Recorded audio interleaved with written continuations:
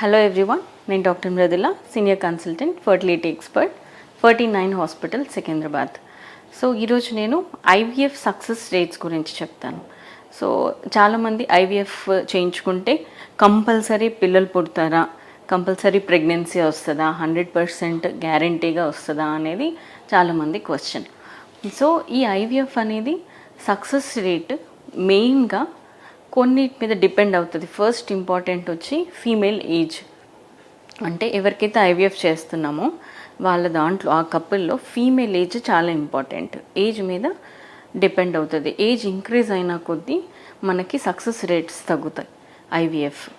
తర్వాత మనం ఏ ప్రోటోకాల్ చేస్తున్నామో ఐవీఎఫ్లో డిఫరెంట్ ప్రోటోకాల్స్, స్టిమ్యులేషన్ ప్రోటోకాల్స్ అంటామంటే ఎగ్స్ డెవలప్ అవ్వడానికి ఏం ఇంజెక్షన్స్ ఇస్తున్నాము, ఏం ప్రోటోకాల్ ఇస్తున్నాము అనేది ఇది కూడా important. A type of gonadotropins ఇస్తున్నాము, లైక్ యూరినరీ ప్రోడక్ట్స్ ఇస్తున్నామా, రికాంబినెంట్ ఇంజెక్షన్స్ ఇస్తున్నామా, దీని మీద కూడా డిపెండ్ అవుతుంది. దాని తర్వాత స్టిమ్యులేషన్ ప్రోటోకాల్, ఈ ఎగ్ డెవలప్ అయిన తర్వాత ఐవీఎఫ్ ల్యాబ్లో మనము ఎగ్ పికప్ చేసి ఎంబ్రియో అనేది రెడీ చేస్తాం. సో ఐవీఎఫ్ ల్యాబ్ కండిషన్స్ మీద కూడా డిపెండ్ అవుతుంది. మంచి ఐవీఎఫ్ ల్యాబ్ అన్నీ కరెక్ట్గా, అంటే ఎంబ్రియో డెవలప్ అవ్వాలంటే మనకి ఊంబ్లో అంటే యూట్రస్లో ఎటువంటి కండిషన్స్ ఉండాలో అటువంటి కండిషన్స్ మనము బయట క్రియేట్ చేయాలి ఇన్ ఐవీఎఫ్ ల్యాబ్.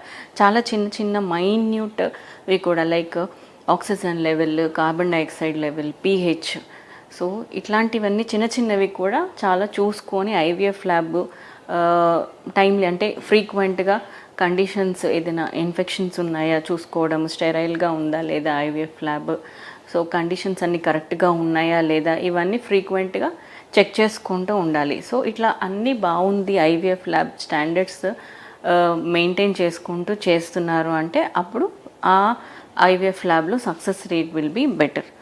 సో ఇలాంటి కండిషన్స్ అండ్ మోర్ ఓవర్ చేసే డాక్టర్ మీద కూడా డిపెండ్ అవుతుంది. బికాస్ వాళ్ళ ఎక్స్పీరియన్స్, లైక్ స్కాన్స్ ఎట్లా చేస్తున్నారు వాళ్ళు, సో ఎగ్ పికప్ చేసేటప్పుడు చూసుకోవడం, కండిషన్స్ లైక్ ప్రెషర్ అవన్నీ చూసుకోవడము, సో ఇట్లాంటి చిన్న చిన్న కండిషన్స్ మీద కొంచెం డిపెండ్ అవుతుంది. What is the success rate, ఇవన్నీ చూసుకొని మంచి మనం స్టాండర్డ్ కండిషన్స్, యూనివర్సల్ స్టాండర్డ్స్లో చేసుకుంటే maximum will be 60% in 1 cycle ఐవీఎఫ్లో, 100% కాదు ఐవీఎఫ్లో. బికాస్ మనం బయట ఆర్టిఫిషియల్గా, అంటే ఒక ఎగ్ తీసుకొని స్పర్మ్ ఇంజెక్ట్ చేసి ఎంబ్రియో అనేది రెడీ చేస్తున్నాం. సో ఈ ఎంబ్రియోస్ మనకి ఫిజికల్గా గ్రేడ్ చేసుకొని మంచి గ్రేడ్ ఉన్న ఎంబ్రియోస్ ట్రాన్స్ఫర్ చేస్తారు. తర్వాత ఎండోమెట్రియం లైనింగ్ అంతా ప్రిపేర్ చేసుకొని మనకి ఫేవరబుల్గా ఉన్నప్పుడు, ఎండోమెట్రియం బాగున్నప్పుడు ఈ ఎంబ్రియోస్ అనేది ట్రాన్స్ఫర్ చేస్తారు. సో ఇవన్నీ చూసుకున్నా కూడా మనము జెనెటిక్గా ఎట్లా ఉంది అనే ఎంబ్రియోని మనం టెస్ట్ చేయము అందరికీ.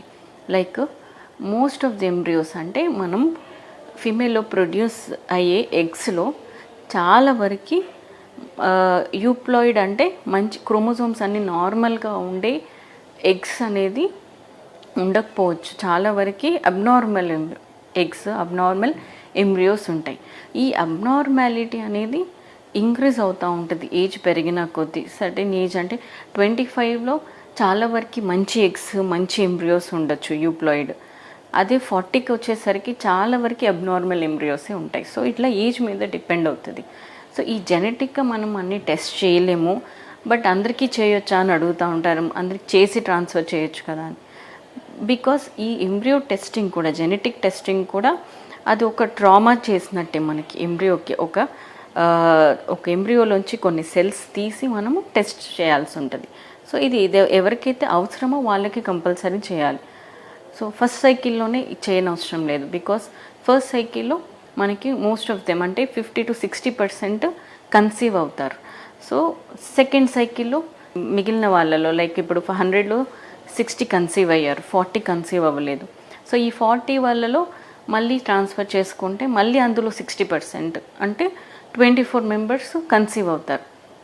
సో క్యుములేటివ్గా చూసుకుంటే 2 సైకిల్స్ చేసినప్పుడు 80% వరకు కన్సీవ్ అయిపోతారు పేషెంట్స్. ఇన్ థర్డ్ సైకిల్లో ఒకవేళ వాళ్ళకి ఎంబ్రియోస్ కనుక ఉన్నాయంటే మళ్ళీ థర్డ్ సైకిల్లో కూడా ఈ మిగిలిన ఎవరైతే ఈ 84 తీసేస్తే మనకి 16 పేషెంట్స్, అందులో కూడా కొంతమంది patients 60% will conceive. So in 1 cycle 60% will be pregnancy rates. And క్యూములేటివ్గా చూసుకుంటే 3 సైకిల్స్లో 90% వరకు కన్సీవ్ అవుతారు. సో ఎవరైతే 10% 3 సైకిల్స్లో కూడా కన్సీవ్ అవ్వలేదు, ఎంబ్రియోస్ చూడడానికి బాగున్నాయి, తర్వాత లైనింగ్ ప్రాబ్లం ఏం లేదు, ఇట్లా అన్నీ నార్మల్ ఉండి రావట్లేదు అన్న వాళ్ళకి మాత్రము మనము ఎంబ్రియోని టెస్ట్ చేయడానికి అడ్వైస్ చేస్తాం. సో చాలామంది సెకండ్ సైకిల్లో ఎక్కువ ఉంటుంది ప్రెగ్నెన్సీ రేటు, థర్డ్ సైకిల్లో ఎక్కువ ఉంటుంది అనేది చెప్తూ ఉంటారు. But it is not like that. ఒక సైకిల్లో ఎప్పుడైనా ఫస్ట్ సైకిల్ అయినా, సెకండ్ సైకిల్ అయినా, థర్డ్ సైకిల్ అయినా it is 60% maximum in 1 cycle.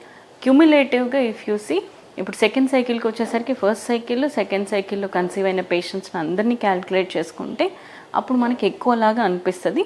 But అది కరెక్ట్ కాదు. ఓన్లీ ఇన్ 1 సైకిల్ 60% అనేది IVF సక్సెస్ రేట్ అనేది ఉంటుంది.